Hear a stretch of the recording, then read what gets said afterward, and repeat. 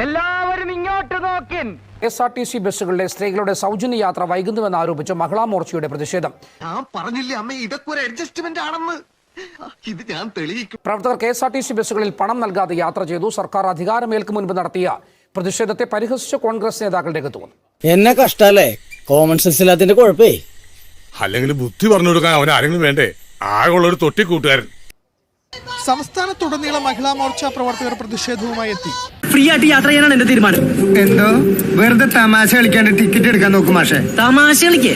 KSRTC ബസ്സുകളിൽ കയറിയ പ്രവർത്തകർ UDF വാക്കുപാലിക്കുന്നില്ലെന്ന് ആരോപിച്ചു. എല്ലാ പെണ്ണുങ്ങൾക്കും ഒരു നല്ല ജീവിതം കിട്ടുന്ന പൊൻപുലരിക്ക് വേണ്ടിയാണ് ഈ ഞാൻ പ്രവർത്തിക്കുന്നത് തന്നെ.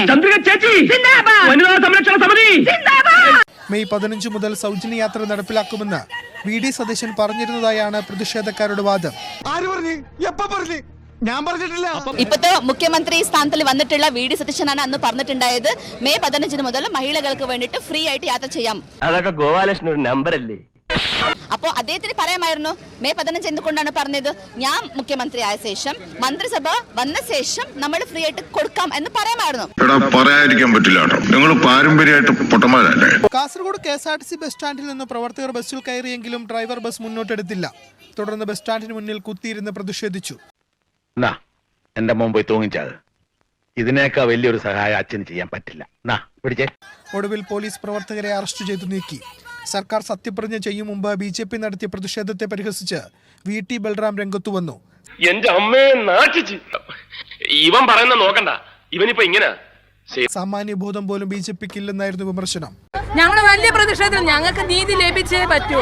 ഒരു വാക്ക് പറഞ്ഞാൽ ആ വാക്ക് നടപ്പിലാക്കണം. ഞങ്ങളുടെ പ്ലാൻ ഇത്രേ ഉള്ളൂ ഞങ്ങളുടെ ബുദ്ധി. തരാൻ പറ്റില്ലെന്ന് പറയാൻ പറ്റില്ല.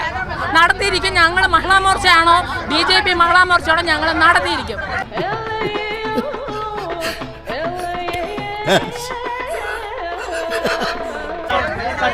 തുടങ്ങിയിട്ടില്ല. അവര് സത്യപ്രതിജ്ഞ തുടങ്ങാത്ത ഞങ്ങളുടെ ആരുടെയും കുറ്റമല്ല. സത്യപ്രതിജ്ഞ തുടങ്ങാത്ത അവര് തന്നെ ഗ്രൂപ്പുകളിൽ നടത്തി എന്ത് ചെയ്യും? 4-ാം തീയതി റിസൾട്ട് വന്നിട്ട് ഇത്രയും ദിവസം 15 ദിവസം ഇത്രയും ദിവസമായിട്ടും സത്യപ്രതിജ്ഞ നടക്കാത്ത നമ്മുടെ തെറ്റോ? വിവരമില്ലാത്തവനാണെങ്കിലും സത്യം പറയൂ. എടാ, ഈ നാണക്കേടൊക്കെ സഹിച്ച് നീ ജീവിക്കുന്നതിലും ഭേദം തൂങ്ങിച്ചാവുന്നാടാ. എനിക്ക് മതിയായി. തൽക്കാലം ഇത്രയും മതി. വരട്ടെ.